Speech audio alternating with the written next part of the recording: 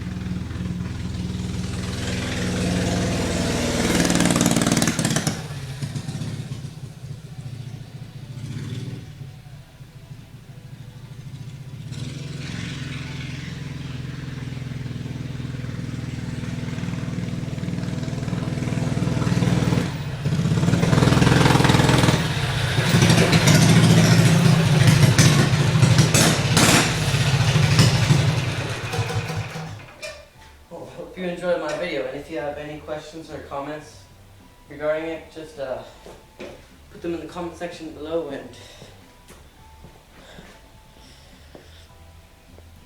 bye for now.